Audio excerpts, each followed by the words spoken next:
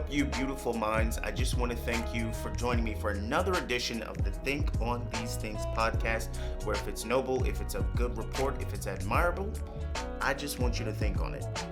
My name is Aaron Roberts, your ever lovable host, and again, thank you so much for joining me. I've really been looking forward to this week's edition. Hey, listen, before we start, if you could do me a favor, go ahead and slap that like button. Go ahead and subscribe to the channel if you haven't already. I've got a big goal of 100 subs before the summer. A big thank you to everybody who's been subscribing and just watching and supporting the channel. Most importantly, if at the end of this video, if any of the information is educational, motivational, inspirational, or you just find me incredibly handsome, I would love it if you shared it with a family member, a friend, or maybe just someone who needs to be in a positive space. I also want to invite you to sweat and meditate with me every Monday, Wednesday, and Friday at 8 a.m. on my Facebook and Instagram pages. I'm thinking about doing it in some other places, but I'm not 100% sure yet. I just want to find the best way to do it. But either way, those links will be down in the description. Before we jump in, I wanted to talk to you guys about kind of the purpose around my channel and what I want it to be and why I designed it. You know, I'm winding down in the first quarter here for my businesses and my job and a couple other things, and I'm always about evaluating where you are and what you're doing. So this channel was started so we could just read some good books, really get some good gems out of some good books, and really introduce some people into some new ways of thinking.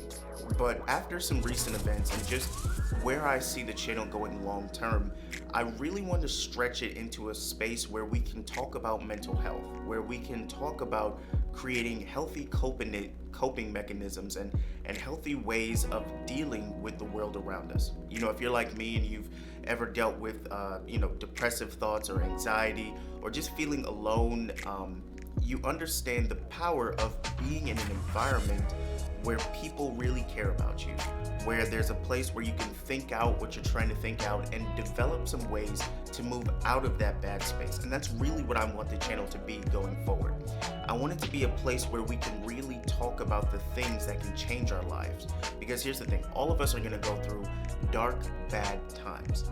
But I feel like if there's a place where light can be shined on how you can get out of it, if we can talk about the things that we can do to make sure that we don't stay in those bad places, I think the world's gonna be a better place. And I would love it if we were a part of that. So this month's reading is, boom, The Slight Edge by Jeff Olson. Now, this book is easily working itself into my top 5. And I know what you're thinking, Aaron, that's what you said for the last book and the book before that. Okay. Mind your business. But listen, this book has dropped so many gems in just the first couple chapters, and I am so excited to talk to you about them because they are some of the principles that I live my life off of already and some things that I've been convicted on. Now, unfortunately, I wasn't able to find the book under $20.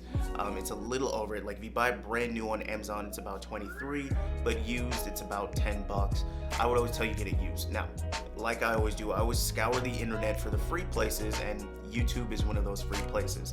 So if you type in The Slight Edge audiobook on YouTube, you can actually listen to it for free, no charge, and you can still get all the great gems. But if you love having a physical bookcase like I do, well, go ahead and pick it up and spend just that little extra money there. Now, I'm gonna be hopping around between the chapters, so a lot of the information I'm gonna give you is in no particular order, which is why I encourage you to listen or read the book yourself to get out exactly what you need to get out of it.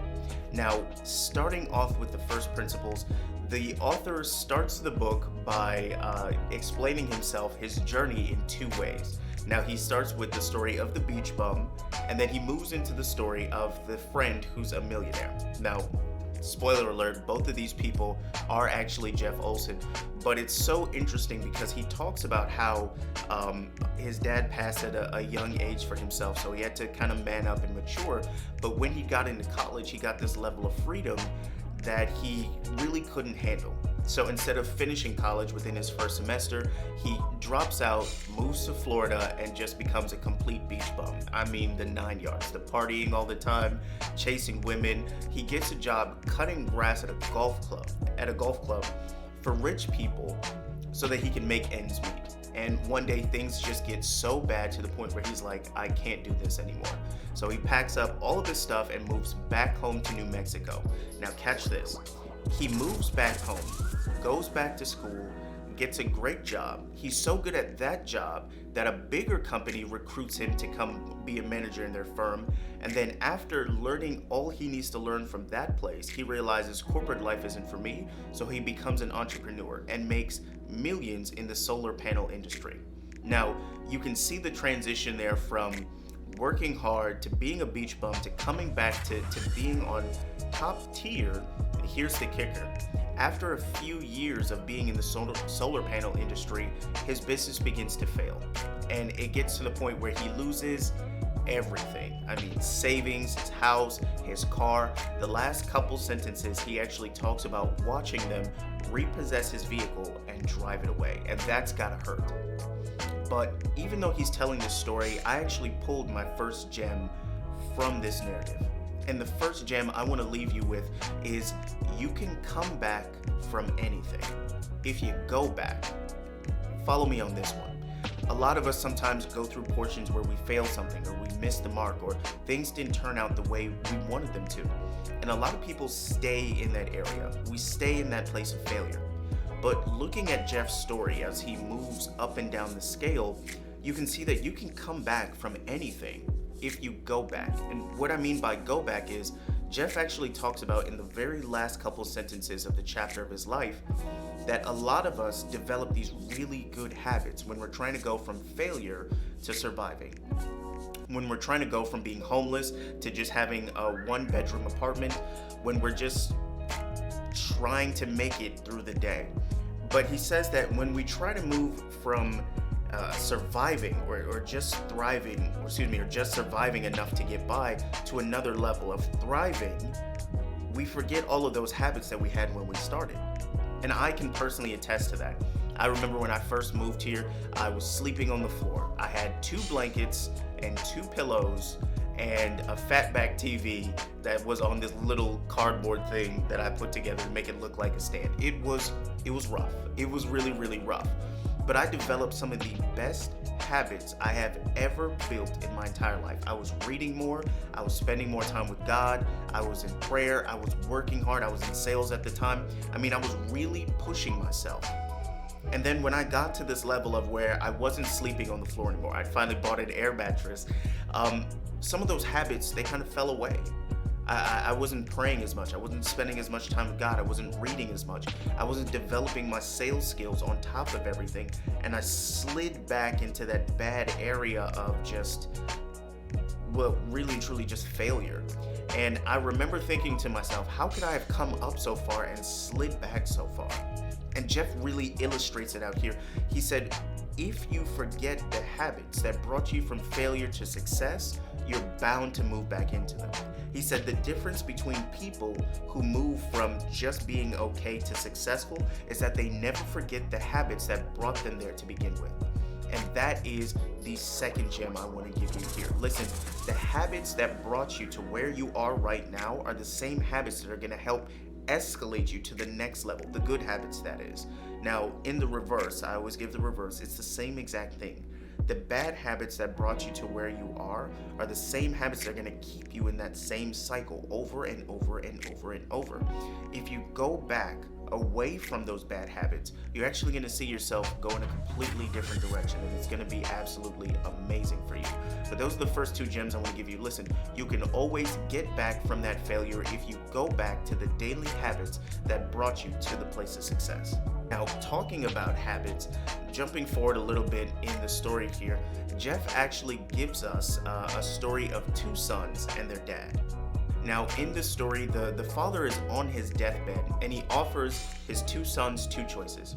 He says, each of you can get all of my fortune. That's really what it is, but you can only get it in one of 2 ways. So I can either give you $1 million lump sum, or I can give you this penny that doubles every single day. And he says, what we'll do is we'll come back and we'll evaluate everything in 30 days. Now, unfortunately, the dad doesn't make it to the 30 days, but the sons still carry on. So the older son, he takes the $1 million lump sum because Who wouldn't? It's $1 million lump sum. It's right there in your hands. Let's do it. But the younger son, he instead takes the penny, and that penny doubles day after day after day after day. So coming back after the 30 days, the older son, unfortunately, he put his money in the stock market. Things didn't really work out the way he wanted it to, and he actually ended up owing a lot of people some money. But he comes back to his brother and he says, "Hey bro, how did things turn out for you?" And the brother says, "I have $10 million. Now, I want you to check this out. And mathematically, it's the exact same thing. So if you take a penny and you double it every single day for 30 days, you will end up with over $10 million in an account. Nuts, right? But mathematically, it works out. And Jeff uses this story, this narrative, to illustrate the power of small daily habits, what we refer to as the compound effect. A lot of people, myself included, I've thought that to be on top, to be a champion, to be a winner, to be a millionaire, you have to do these big, grandiose, amazing things. But the truth is, it's the little daily habits that help define and design your vision. For instance, Muhammad Ali, he talks about how his workouts were never crazy, they were never super spectacular, but they were always the fundamentals day after day after day. And a lot of athletes will tell you that. They don't go in and practice these amazing trick shots. They don't go in and try all these game-winning experiments. They go with what they know day after day after day. I gotta tell you, when I started shifting my perspective from just the daily habits and really focusing on doing them well, a lot of things started coming out a lot better. I run a couple businesses. I have one with e-commerce and I have another one where I coach other business owners on how to grow their business. And I realized by doing the small daily habits of reaching out to people, of clearing the sales, of following up with customers, of making sure product goes out correctly, the tiny things that honestly a lot of them I didn't want to do, but those tiny things built my business to where it is, and it's going to take my business to the next level. I just want to encourage you, before we jump forward to the last item, that you want to make sure that you're taking care of the small daily habits, the small tiny things that are going to take you to that next level, are going to help design and define your vision. Now, the last item here is another amazing gem, and I want you to really think about this when going forward into the week. Jeff talks about how there's the slight edge between those individuals who go from failure and just stay at, surviving, from those who go from surviving to thriving. And he says that the difference is their philosophy. He says effort and time are great. They're the foundation of any growth, right? You've got your seed time, your maintaining time, and then your harvest. But he talks about how the philosophy, the perspective of those who move forward and who grow is very different from those who just work hard for a very long time. It's Inky Johnson who says, "How I view what I do affects how I do what I do." And I know perspective isn't everyone's spiritual gift, but I want you to think about it this way. A lot of us work at jobs that we may not be happy with, right? We may not be excited about, but everybody wants more money on their job regardless of where you work. But if you don't view that job as a place where you can do your best, where you should do your best, you're going to start slacking off a little bit. You're going to come in late. You may not perform at your highest. If there's a mistake, you may not rush to correct it. You may not give 120%. And what that does is other people see that. They see that in your subtle movements. They see it in your overt movements. And it affects the way that you may or may not be paid on that job. And when it comes to the philosophy of things, if you change the philosophy of this isn't really something I care about to this is something I care about and something I want to be good at, you'll actually see the shift in your work ethic over time. One of the things personally for me when it came to exercise and health was my diet. I would go to the gym, spend 3 or 4 hours, get drenched in sweat, and come home and eat 3 or 4 burgers and just reset all of my progress and just continue to yo-yo between, being the weight I wanted and the weight I didn't. And when I changed my philosophy of health from just spending hours in the gym to making sure that what I put into my body is healthy for it in the long term, I actually saw the change out of myself, and I'm seeing the change out of myself that I want. It's important that you focus in on that philosophy as you're working through your daily habits. All of this really kind of comes together. Making sure that your philosophy on what you're doing day in and day out is crisp, is clean, is clear, will help you actually stay disciplined enough to continue to be on top of those daily habits. I don't know about you, but I have definitely got a bag of gems just from these first couple of chapters here. I mean, this book has been absolutely phenomenal, and I cannot wait to share more of it with you next week. But hey, that is enough from me here today. Again, I want to thank you for joining me for this edition. Before I let you go, please slap that like button. Definitely go ahead and subscribe to the channel. Big campaign of 100 subs before the summer. And thank you again to everybody who's been helping me with it. And if you aren't subscribed yet, go ahead and subscribe. I'd appreciate it if you were part of helping me move towards that. If any of this information I've given out has been inspirational, motivational, just all around good stuff, go ahead and share it with a family member, a friend, or maybe somebody who just needs to be in a positive mental environment.